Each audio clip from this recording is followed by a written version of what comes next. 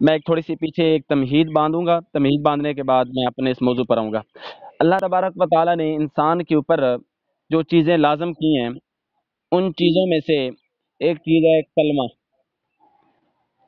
سب بچے میوٹ کر دیں، اب کوئی بچہ بولے نہیں۔ جو چیزیں انسان کے اوپر لازم کی گئی ہیں ان میں سے پہلی چیز ہے کلمہ شہادت، لا الہ الا اللہ محمد الرسول اللہ، اور دوسرا اس کے ساتھ اشہد ان لا الہ الا اللہ و اشہد ان محمد عبدہ و رسولہ۔ اس کے بعد ہے نماز، نمبر 3 روزہ، نمبر 4 حج، اور نمبر 5 زکوٰۃ۔ یہ 5 چیزیں انسان کے اوپر لازم ہیں۔ اب ہم نے دیکھنا ہے کہ یہ 5 چیزیں یہ جو ہمارے اوپر لازم کی گئی ہیں، ہم ان میں سے کتنی چیزوں کو ادا کرتے ہیں؟ یہ آواز کس کی آ رہی ہے؟ یہ میوٹ کر دیں پلیز، پلیز میوٹ کریں، پلیز میوٹ کر دیں پلیز۔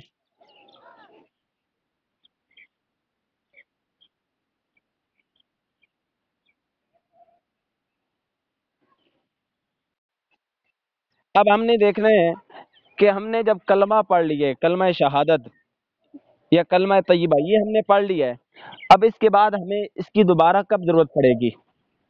نمبر 2، اس کے بعد نماز۔ نماز کو آپ ایک دفعہ سائڈ پر کر دیں، اس سے آگے آ جائیں روزہ، زکوٰۃ، حج۔ رمضان المبارک کے روزے، یہ ایک مہینہ روزے رکھنے ہوتے ہیں، لیکن کیا یہ ہر مہینے ہم نے روزے رکھنے ہوتے ہیں؟ یقیناً آپ کا جواب ہوگا کہ 11 مہینے یہ ہم نے روزے نہیں رکھنے، ایک 12واں مہینہ آنا ہے رمضان المبارک کے نام سے، اس ماہ مکرم کے اندر ہم نے یہ روزے رکھنے ہوتے ہیں جو ہمارے اوپر لازم اور فرض ہیں۔ اس کے بعد زکوٰۃ۔ کیا زکوٰۃ ہر بندے پر فرض ہے؟ تو یقیناً آپ کا جواب ہوگا کہ زکوٰۃ ہر بندے پر نہیں، بلکہ جو بندہ صاحب نصاب ہوگا اس کے اوپر زکوٰۃ فرض ہے۔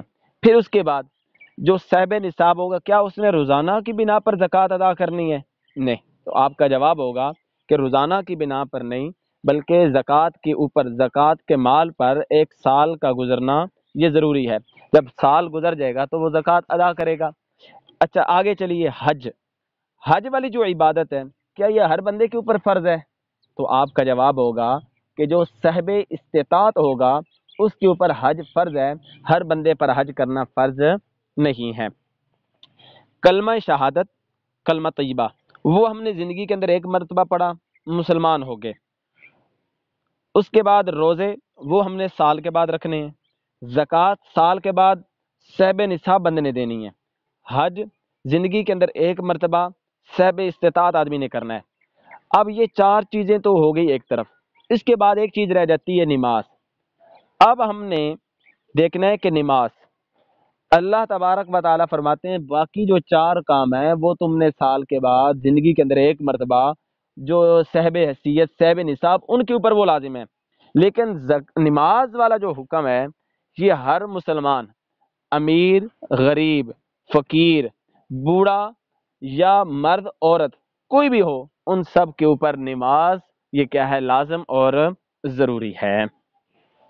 تو نماز کی اہمیت یا نماز کی ضرورت تو آپ یہی سمجھ لیجئے گا کہ اللہ تبارک و تعالیٰ نے باقی عبادات ان کا ہم سے مطالبہ سال کے بعد کیا یا صاحب نصاب امیر لوگوں سے کیا، لیکن نماز کا مطالبہ اللہ تبارک و تعالیٰ ہم سب سے کرتے ہیں، لہذا ہم سب کے اوپر نماز کو ادا کرنا وہ ہمارے اوپر لازم اور ضروری ہے۔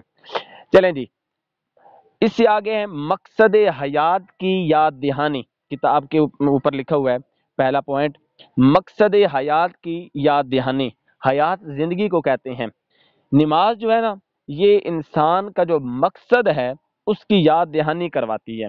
وہ کس طرح؟ کہ جیسے ہی صبح کے وقت آپ اٹھتے ہیں، صبح کے وقت اٹھتے ہی مسجد کے لاؤڈ سپیکر سے اللہ اکبر کی صدا بلند ہوتی ہے، اور وہ آپ کو یاد دلاتی ہے کہ سب سے پہلے تم کوئی اور کام کرنے سے پہلے تم اللہ کے اللہ کے گھر کے اندر حاضر ہو اور اللہ پاک کو یاد کرو. پھر دن بھر کے کام کاج کے اندر بندہ مصروف ہو جاتا ہے، کرتے کرتے 12 1 1:30 اتنا ٹائم ہو جاتا ہے، بندہ کام کے اندر پھنسا ہوا ہوتا ہے، کام کے اندر پڑا ہوا ہوتا ہے. پھر اذان کی آواز بلند ہوتی ہے اور وہ بندے کو دوبارہ یاد دلاتی ہے، بھائی آپ نے بہت کچھ کمائی کر لی ہے، آپ نے بہت کچھ کما لیا ہے، لہٰذا اب آ جاؤ مسجد کی طرف اور اللہ کو یاد کرو. پھر اس کے بعد عصر کا وقت آتا ہے. عصر کے وقت عصر کا وقت بہت مشغولیت کا وقت ہوتا ہے. عصر کے وقت کے اندر انسان اللہ تبارک و تعالیٰ کو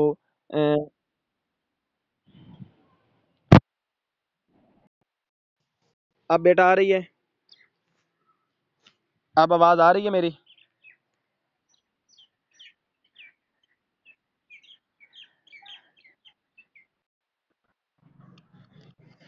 جی بیٹا دیکھیں، عصر کے وقت انسان تجارت کے، کھیت کے، ان تمام مشغولیات کے اندر بندہ پھنسا ہوا ہوتا ہے، تو اس کو اللہ تبارک و تعالیٰ کی طرف سے دوبارہ بلاوا آتا ہے، آؤ مسجد کی طرف، آؤ نماز کی طرف. تو بندہ اس وقت بھی اپنے تمام معاملات کو چھوڑے اور اللہ تبارک و تعالیٰ کے گھر کے اندر. اسی طرح پھر رات کا وقت ہوتا ہے، بندہ تھکا ہرا ہوتا ہے، تھکا ہرا ہوتا ہے، بستر پر اس کا آرام کرنے کا جی ہوتا ہے، لیکن مسجد سے آواز آتی ہے اللہ اکبر، حی علی الصلاح، حی علی الفلاح، آؤ کامیابی کی طرف. تو بندہ اٹھتا ہے تو وہ اللہ کے گھر کی طرف چلا جاتا ہے. تو اذان اور نماز یہ اس کو زندگی کی یاد دہانی، مقصد حیات کی یاد دہانی کے لیے 5 مرتبہ اللہ کے گھر سے اس کو آواز دی جاتی ہے کہ اگر اپنے آپ کو شیطانی کاموں سے روک کر آؤ اللہ کے گھر کے اندر آ جاؤ اور یہاں پر آ کر نماز تم ادا کرو. اچھا، اس کے بعد دوسرا پوائنٹ ہے فرض شناسی. انسان کے سپرد جو بھی کام کیا ہو نا، وہ ہر قدم پر خدا کے احکامات کو پورا کرے. لہذا ضروری ہے اس میں فرض کو پہچانے اور فوراً ادا کرنے کی خوبی پیدا ہو، بلکہ یہ اس کے پختہ عادت بن جائے. اب اس کی مثال دی گئی ہے، فوج ہے نا، فوج، اس کے اوپر مختلف ذمہ داریاں ہیں. اب ان ذمہ داریوں کو اس نے پورا کرنا جو ہے نا، وہ اس کو زندگی کے اندر ایک مرتبہ، 10 سالوں کے اندر، 20 سالوں کے اندر ایک مرتبہ موقع ملتا ہے، لیکن روزانہ ان کو مشق کروائی جاتی ہے.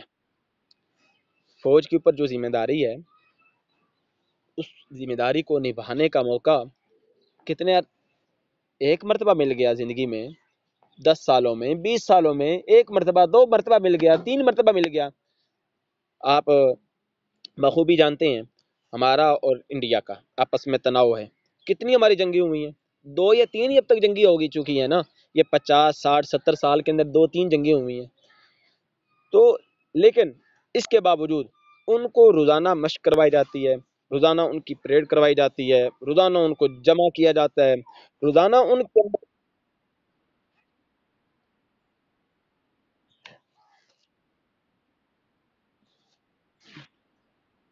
خاموش ہو جائیں پلیز، خاموش ہو جائیں.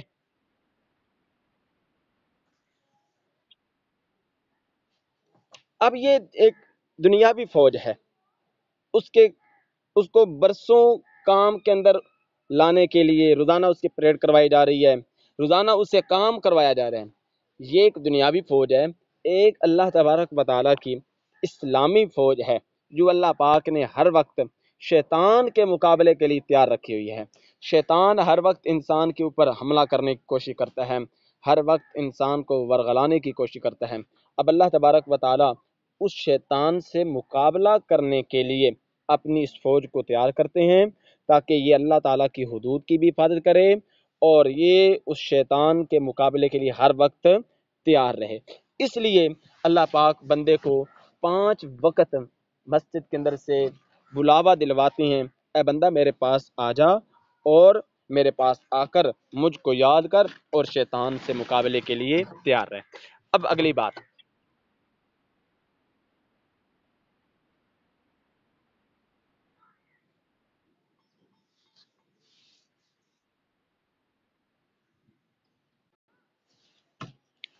بین العبد و بین الکفر ترک الصلاۃ، بندے اور کفر کے درمیان واسطہ کیا ہے؟ نماز ہے۔ اب جو بندہ، حدیث پاک کے اندر آتا ہے من ترک الصلاۃ، یہ آپ اپنی کتابوں پر نوٹ کر لیں، من ترک الصلاۃ متعمدا فقد کفر، حدیث پاک کے الفاظ ہیں من ترک الصلاۃ، جس بندے نے نماز کو ترک کر دیا، نماز کو چھوڑ دیا، فقد کفر، اس نے کافروں والا کام کیا، جس نے نماز کو جان بوجھ کر چھوڑ دیا اس نے کافروں والا کام کیا۔ اب حدیث پاک جو کتاب پر لکھی ہوئے بین العبد و بین الکفر ترک الصلاۃ، بندے اور کفر کے درمیان کیا ہے؟ نماز کو چھوڑ دینا ہے۔ اب اس حدیث پاک کا کیا مطلب ہے؟ دیکھیے، آپ کا جو کلمہ ہے نا، جو آپ نے کلمہ پڑھ رکھا ہے، وہ آپ کے ماتھے پر نہیں لکھا ہوا، کلمہ آپ کا آپ کے ماتھے، آپ کی پیشانی پر نہیں لکھا ہوا، کلمہ کہاں ہے؟ دل کے اندر ہے۔ روزہ وہ آپ نے اپنے اندر رکھنا ہوتا ہے، اپنے نفس کے اندر۔ زکوٰۃ وہ آپ نے ادا کرنی ہے چھپ کر، کسی کو دیں گے، ایک کو دیں گے، چار کو دیں گے۔ نماز جو ہے نا، نماز یہ آپ نے مسجد کے اندر ادا کرنی ہے، تو اس سے آپ کی پہچان ہونی ہے کہ یہ بندہ نماز پڑھنے آیا ہے، گویا کہ یہ مسلمان ہے۔ ابھی تو ہم یہاں پر ایک مسلم کنٹری کے اندر رہ رہے ہیں، اگر ہم غیر مسلم ممالک کے اندر جائیں جہاں پر نان مسلم ہے، وہاں پر ہماری پہچان کیسی ہوگی؟ کیا کلمے کے ذریعے ہم پہچان کروائیں گے؟ کوئی ہم سے پوچھے گا ہاں بھائی تو مسلمان ہے، یہ کافر، ہم کلمے کے ذریعے پہچان کروائیں گے؟ وہاں پر ہماری پہچان، اس کا ایک مخصوص طریقہ، مخصوص انداز وہ یہ ہے کہ ہمارے چہرے پر سنت رسول ہو۔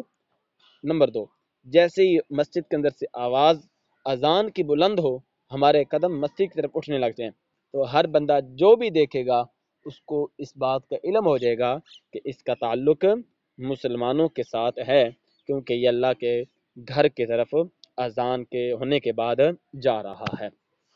تو یہی مطلب ہے۔ اس کی میں ایک مثال دیا کرتا ہوں کہ ایک آدمی وہ غیر مسلم ہے، اس کے ساتھ ایک مسلمان ہے، مسجد کے اندر سے اذان کی آواز بلند ہوئی، دونوں وہاں سے گزرنے لگے ہیں، مسلمان بھی گزرا، وہ کافر بھی گزرا۔ اب کافر اس نے تو اندر جانا نہیں تھا، مسلمان بھی اندر نہیں جاتا۔ اب ہمیں کیسے پتا چلے گا کہ ان میں سے مسلمان کون ہے اور کافر کون ہے؟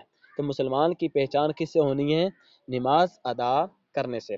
تو یہی مطلب ہے بین العبد و بین الکفر ترک الصلاۃ، کہ بندے اور کفر کے درمیان کیا ہے؟ نماز ہے۔ جس نے نماز کو چھوڑ دیا اس نے کفر کیا، جس نے نماز کو چھوڑ دیا اس نے کافروں والا کام کیا۔ بہرحال بات لمبی ہو رہی ہے، تیسرے پوائنٹ پر آ جائیے، تعمیر سیرت۔ نماز کا تیسرا اہم کام یہ ہے کہ وہ انسان کی سیرت کو اس خاص ڈھنگ پر تیار کرتی ہے جو اسلامی زندگی گزارنے کے لیے ضروری ہے۔ دنیا میں ہر جگہ جیسا کام کسی جماعت کو کرنا ہوتا ہے اسی لحاظ سے اس کی تربیت کی جاتی ہے۔ جماعتیں بنی ہوئی ہیں نا، تو پھر ان جماعتوں نے جو کام کرنا ہوتا ہے پھر اس کے مطابق ان کو تربیت دی جاتی ہے۔ پولیس ٹریننگ مختلف ہوتی ہے، فوج ٹریننگ مختلف ہوتی ہے، ایسی بات ہے یا نہیں ہے؟ بالکل ایسی بات ہے۔ ہر ایک جماعت، ان کی ٹریننگ، ان کا طریقہ کار وہ الگ ہوتا ہے۔ اسی طرح یہ جو جماعت ہے، یہ جو اسلامی مقصد کے لیے جماعت تیار ہو رہی ہے، اس کا مقصد کیا ہے؟ اس کا کام کیا ہے؟ اس کا مقصد نیکی کو قائم کرنا، بدی کو مٹانا، سیاست، عدالت، تجارت، صنعت، صلح و جنگ، غرض کے زندگی کا ہر شعبہ جو ہے نا اس کے اندر اس نے کام کرنا ہے۔ جب اس نے اس کے اندر کام کرنا ہے تو پھر اس کے جتنے قوانین ہوں گے ان سارے قوانین کو اس کے اوپر سیکھنا بھی لازمی ہے، اور سیکھنے کے بعد اس کو پوری دنیا کے اندر نافذ کروانا بھی اس کے اوپر کیا ہے؟ ذمہ داری ہے۔ تو یہ عظیم کام کب بندے کے اندر ہوگا؟ یہ عظیم کام اس وقت بندے کے اندر آ سکتا ہے جب انسان کے دل کے اندر خدا کا خوف، اس کی محبت، اس کی خوشنودی یہ پیدا ہو جائے۔ اور اگر بندے کے دل کے اندر خدا کی خوشنودی نہ ہو، خدا کا ڈر اور خوف نہ ہو، تو پھر یہ چیز اس کے اندر پیدا نہیں ہو سکتی۔ تو یہ چیز کیسے، خدا کا ڈر، خوف، یہ چیز کیسے پیدا ہوگی؟ تو یہ پیدا ہوتی ہے بندے کے نماز پڑھنے سے۔ جب بندہ نماز پڑھتا ہے، جب بندہ نماز پڑھتا ہے تو وہ رب کے سامنے کھڑا ہوتا ہے۔ اب ہم یہ کلاس سے ہماری ویسے لگی ہوتی تو وہاں پر میں آپ کو نماز کا طریقہ بھی بتاتا کہ کیسے نماز پڑھنی ہے۔ بہرحال میں آپ کو ایک آئیڈیا دینا چاہتا ہوں، آپ ذرا اس کو سمجھیے گا۔ جب بندہ ہاتھوں کو کانوں کی طرف بلند کرتا ہے نا، اور ساتھ وہ اپنی زبان سے کہتا ہے اللہ اکبر، اس کے یہ کہنے کا مقصد اور مطلب یہ ہوتا ہے، اے اللہ میں توبہ بھی کرتا ہوں، کانوں کو ہاتھ لگاتا ہوں، میں اپنا ایک ذوق پیش کر رہا ہوں، میں اپنا توبہ بھی کرتا ہوں، اور ساتھ میں زبان سے یہ بھی کہتا ہوں اللہ اکبر، کہ اللہ میں کمزور ہوں، تو ہی بڑا ہے، میری کوئی اوقات نہیں ہے، تو ہی بڑا ہے، تیرے سے اور کوئی بڑا نہیں ہے۔ ٹھیک ہو گیا؟ پھر اب بندے نے ہاتھ باندھ لیے ہیں۔ اب ہاتھ باندھنے کے بعد آپ کو علم ہوگا کہ نماز کے اندر ہاتھ باندھنے کے بعد بندے نے کھڑا کیسے ہونا ہے؟ اکڑ کر سینہ نکال کر نہیں کھڑا ہونا ہوتا، بندے نے نماز کے اندر اپنے کندھوں کو تھوڑا سا معمولی سا جھکایا ہونا ہے، جس طرح کسی بادشاہ کے پاس، کسی اپنے بڑے کے پاس یا استاد کے پاس بندہ کھڑا ہوتا ہے نا، تو اس کے اندر ادب ہوتا ہے، احترام اس کے اندر سے جھلک رہا ہوتا ہے۔ اسی طرح بندے نے جب اللہ تبارک و تعالیٰ کے سامنے کھڑا ہونا ہے تو اس کے اندر ادب و احترام ہونا چاہیے، کہ وہ یوں محسوس کرے کہ میں کسی بڑے کے دربار کے اندر کھڑا ہوا ہوں، اور واقعتاً وہ ایسے بڑے کے دربار میں کھڑا ہوا ہے کہ اس سے اور کوئی بڑا نہیں ہے۔ اب اس نے ہاتھ باندھے ہوئے ہیں اور یہ وہ تصور رب کو پیش کر رہا ہے، اے میرے پروردگار میں سزا کا مستحق ہوں، مجھے سزا دے لے، میں نے اپنے ہاتھ باندھے ہوئے ہیں۔ پھر اللہ پاک کی تعریفیں بیان کرتا رہا، حمدیں کرتا رہا، ثنائیں کرتا رہا۔ پھر اس نے کہا اللہ اکبر، اب وہ رکوع کے اندر چلا گیا۔ رکوع کے اندر جا کر اپنے آپ کو اس نے جھکا لیا، وہ کہہ رہا ہے سبحان ربی العظیم، یا اللہ تو ہی عظیم ہے، تو ہی عظمتوں والا ہے، سبحان ربی العظیم، سبحان ربی العظیم، اور خود اس نے اپنے آپ کو جھکایا ہوا ہے، خود اس نے اپنے آپ کو جھکایا ہوا ہے، یا اللہ میں گنہگار ہوں، پہلے تو میں تجھ سے معافی کھڑے ہو کر مانگتا رہا، اب اگر تو نے مجھے معاف نہیں کیا، میں تیرے سامنے جھک گیا ہوں، مجھے کچھ سزا دینا چاہتا ہے تو میری کمر تیرے سامنے حاضر ہے۔ پھر اس نے دوبارہ اپنے آپ کو سیدھا کیا، سیدھا کرنے کے بعد اب وہ نیچے زمین کی طرف جا رہا ہے۔ پھر اس نے کہا اللہ اکبر، اب سجدے کے اندر پہنچا، وہاں پر وہ کہہ رہا ہے سبحان ربی الاعلی، سبحان ربی الاعلی، سبحان ربی الاعلی۔ زمین کی پستیوں کے ساتھ بندہ مل کر یہ صدائیں لگاتا ہے، سبحان ربی الاعلی، یا اللہ تو ہی سب سے اعلیٰ ہے، تو ہی سب سے بلند ہے، تو ہی سب سے عظیم ہے، نہ تیرے سے بڑا کوئی، نہ تیرے سے عظیم کوئی، نہ تیرے سے بہتر کوئی، تو ہی سب سے اعلیٰ و بہتر ہے۔ یہ آواز وہ لگاتا ہے، اور جب سجدہ کرتا ہے، سجدہ کرتا ہے اس وقت کیا کیفیت ہوتی ہے؟ کیفیت کو سنیے گا۔ سجدہ کرتے وقت بندے کی کیفیت کیا ہوتی ہے؟ سجدہ کرتے وقت بندے کی کیفیت یوں ہوتی ہے، وہ یوں محسوس کر رہا ہوتا ہے کہ میں نے اپنی پیشانی کو رب کے قدموں کے اندر رکھا ہوا ہے، رب کے قدموں کے اندر میں نے اپنی پیشانی کو رکھا ہوا ہے، اور میں نے اپنے ہاتھوں کو رب کے قدموں کے اوپر رکھ کر، پاؤں کو چھو کر، پاؤں کو ہاتھ لگا کر مس کر کے رب سے اپنی معافی طلب کر رہا ہوں۔ یہ ایک نماز کے اندر تصور بندے کے اندر پیدا ہوتا ہے۔ بہرحال یہ سارا خلاصہ کلام سنانے کا مقصد یہ ہے کہ جب بندہ نماز پڑھتا ہے تو وہ اللہ پاک سے اپنی معافی چاہتا ہے، توبہ چاہتا ہے، تو اس لیے کہا گیا ان الصلاۃ تنہا عن الفحشاء والمنکر، بے شک نماز بندے کو بے حیائی سے اور برائی سے روکتی ہے، کیونکہ نماز کے اندر ہر ایک حرکت، ہر ایک فعل جو نماز سے متعلق، اس کے اندر اس کی سیرت ڈھلتی چلی جاتی ہے اور وہ اپنے آپ اپنے گناہوں کی معافی مانگتا چلا جاتا ہے۔ جی اس سے اگلا جو پوائنٹ ہے ضبط نفس، اپنے نفس کو کنٹرول کرنا، اپنے نفس کو روکنا۔ یہ بات میں تھوڑی سی پہلے بیان کر چکا ہوں کہ انسان اپنے آپ کو قابو کرتا ہے، نماز کے اندر دعا، تسبیح، طہارت، ان چیزوں کی وہ پابندی کرتا ہے۔ صبح کا وقت ہوتا ہے، آرام کا وقت ہوتا ہے، اور آج کل جو موسم چل رہا ہے ٹھنڈ کا موسم ہے، اور باہر بڑا ٹھنڈا پانی ہوتا ہے، اٹھنے کو جی نہیں چاہتا، تو صبح کے وقت بندے کا اٹھ جانا، گرم بستر کو چھوڑ دینا، گرم پانی کا استعمال کر لینا، رب کی طرف اس کا حاضر ہو جانا رب کی طرف اس کا حاضر ہو جانا، تو اس کا مطلب یہ جی جی جی جی بیٹا بالکل ایسی جی ایسی بات ہے، میں نے یہ شروع میں آپ سے کہا کہ میں ایک ذوق اپنا عرض کر رہا ہوں، محسوس یہ کرتا ہے، اب اس کو پھر دوبارہ چلیں بس تھوڑا سا ختم کرتے ہیں، 2-4 منٹ صرف یہ دیکھیے گا۔ تو اب اس موسم کے اندر، سخت سردی کے موسم کے اندر، بندہ رب تعالیٰ کے پاس جاتا ہے، پھر زور مغرب عشاء ساری نمازیں رب تعالیٰ کے سامنے وہ پڑھتا ہے، تو یہ اس کو اپنے آپ کو اس نے اللہ تبارک و تعالیٰ کے در کے اوپر جھکایا ہوا ہے، اپنے نفس کو اس کے مطابق اس نے ڈھالا ہوا ہے۔ اور اگر بندہ خلاف ورزی کرتا ہے، نماز کے اندر سستی کرتا ہے، صبح کے وقت جناب وہ اپنی نیند کو قربان نہیں کرتا، دن کے وقت اپنے کام کاج کو وہ قربان نہیں کرتا، گویا کہ اس نے اپنے نفس کو اپنے تابع بنا رکھا ہے اور وہ خواہشات کے پیچھے چل رہا ہے، جیسے کہ یہاں پر آپ کے سامنے آ رہا ہے فخلف من بعدہم خلف اضاعوا الصلاۃ واتبعوا الشہوات، پھر ان کے پاس ایسے ناخلف لوگ آ گئے جنہوں نے نماز کو ضائع کیا اور خواہشات نفس کی پیروی اختیار کی، لہذا ان قریب وہ گمراہی میں مبتلا ہو جائیں گے۔ اچھا جی، یہاں پر نماز کے کچھ فوائد وہ ذکر کرنے لگے ہیں، وہ 1-2 فوائد دیکھ لیں۔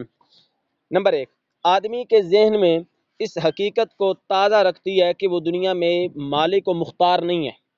نماز انسان کے ذہن کے اندر یہ بات تازہ رکھتی ہے کہ وہ مالک اور مختار نہیں ہے، بلکہ اللہ تبارک و تعالیٰ کا ایک ادنا سا حقیر سا بندہ ہے، اور اس کا کام کیا ہے؟ اللہ کی عبادت کرنا۔ نمبر 2، انسان کو فرض شناس یعنی فرض کا پہچانا، نماز یہ اس کے اندر یہ پیدا کرتی ہے۔ فرض شناس اور فرض ناشناس میں فرق کا ذریعہ بنتی ہے کہ یہ فرض کو پورا کرنے والا ہے یا فرائض کے اندر کوتاہی کرنے والا ہے۔ نمبر 4، خیالات کا ایک پورا نظام ترتیب دیتی ہے تاکہ اس کی سیرت پختہ ہو سکے۔ نمبر 5، انسان میں یہ قوت پیدا کرتی ہے کہ وہ اپنے عقیدے اور سمجھ بوجھ کے مطابق جس طرز عمل کو صحیح سمجھتا ہے اس پر عمل کر سکے۔ اور نمبر 6، رب کو بندے کے قریب لاتی ہے، اس کے دل کو پاکیزگی، روح کو تازگی عطا کرتی ہے۔ اچھا جی، یہ آگے اجتماعی فوائد ہیں، میرا خیال ہے اب اس کو پڑھیں گے تو کافی وقت ہو جائے گا، اس کو آپ خود پڑھ لینا۔ اس سے آگے ہے روزے والا، وہ انشاءاللہ تعالی ہم کل پڑھیں گے، ٹھیک ہے۔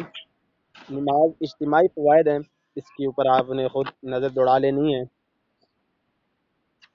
آواز نہیں آ رہی؟ یہ کل ہم پڑھیں گے انشاءاللہ آگے روزے والا۔